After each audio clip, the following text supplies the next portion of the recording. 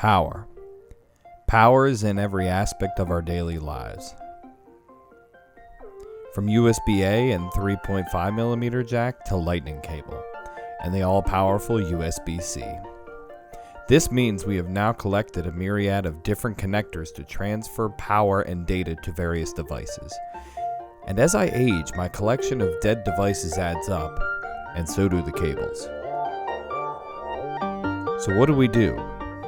So we're going to be making a battery wall / charging station for all of every little tiny battery to big battery to everything, so that I can get rid of all of these cables and have one area to do all of that crap.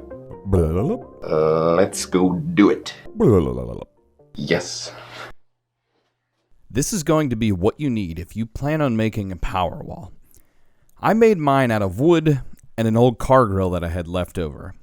You can make any sort of power wall out of any material you would like, but this is what I had available. You can be creative with it. You have to look at it every day, so make it fit your personality. And here's what I kept in mind while designing it. We are trying to make a wall that will, 1, look good, 2, charge everything, and 3, get rid of all the other cables and clutter, because I have a mound of cables. Woo! For mine, we need wood and some doodads for show. I found these old grills and trash attached to an old server rack, so I ripped those off and kept them. They looked a bit sci-fi and cool, so I'm gonna use them here on the front. As for the sides, I used an old car grill and I bent them into shape and got a grate to hold all the wire mess behind there. Other than the risers I grabbed from Amazon, most of the extra parts were just extra parts that I had laying around, so let's get building. My basic design was to make a wall that had all of the chargers and cables on the front,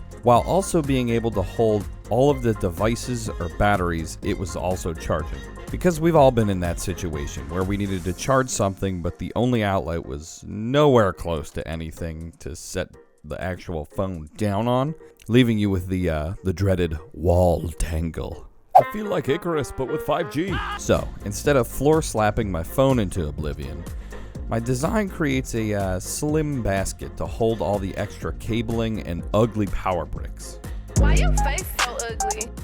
I also have to incorporate a few different options I use to charge my camera batteries, like GoPro batteries, DSLRs, NPFs, and V-mounts as well. They all need to be charged and held, which is why I needed this solution, because it is just way too much. This also takes up no extra space on the floor, and all the batteries are held up on the wall. So this is kind of really the only solution I was gonna get in my space I have down here. I'm in the basement. Minor update. Yeah, this is my first pass. So far, I would say it's like 80% good. The whole idea's come together. But a few things have kind of set back the project. One, screwing in the screws to the top of this thing, I actually cut right through the LEDs that I painstakingly glued into the second little basket there. And yeah, they don't work anymore. So that kind of sucks. And when I put it on the wall, I didn't realize how thick this was going to be. I mean, I knew the depth of it, but I didn't know how thick on the wall it was going to be. Thick is the wrong word. How wide it would be on the wall, because I didn't measure it. So I put it up here and I was like, whoa, that's way bigger than it is. And I won't be able to open the door if I mount it right up to the door like I thought I was going to. So I had to move it over this way, which isn't bad, but it means the sign's way off center. So there's still a few things I need to do left, like move the top sign, fix the LEDs for the other one, because I think the LEDs in and around the grill type thing look cool. I think it adds a little bit to it. I need to paint the entire thing so that it doesn't look like a weird piece of plywood on the wall. And then I also need to figure out a way to get the Wemo in there, because I actually kind of like that. Being able to turn the whole thing off and go to bed and know that it's not going to start a fire is, I think, a good thing. Because yeah, this is definitely not OSHA approved. But everything does work, which is really nice. I've actually been using it. I'm using it right now to power the light that is coming this way. So, yeah, I think everything's working great. I just need to do a few more things to kind of tidy everything up and, well, fix a few things that I broke. So, let me go do those, and then we'll give you some nice shots of this and wrap it up. But yeah, I think it's going good. I would have chose longer bolts on the back if I had to do this again. These little mounting things, I would have chose longer ones so that I didn't, longer bolts that is, so that I didn't have to cut these down because that looks kind of weird. But once everything's matte black, I think it'll look nice. So these could have turned out a little bit better. I thought they were going to be more or less like cool sci-fi vents, but they kind of ended up being just like holes you see directly into. I don't know. It's kind of weird. Maybe with some lights it would look better.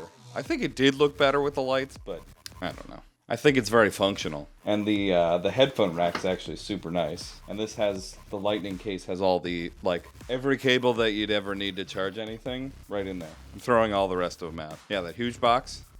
Poof. Whoa. Totally getting rid of it. I'll never get rid of it, but I want to throw it out. The Anker outlet is sweet. Being able to walk up and just, like, charge your phone in, like, 10 minutes. Not all the way, but, you know, mad juice right out of the wall with no wall wart. Ooh. Yeah, let me go finish this thing. Bye.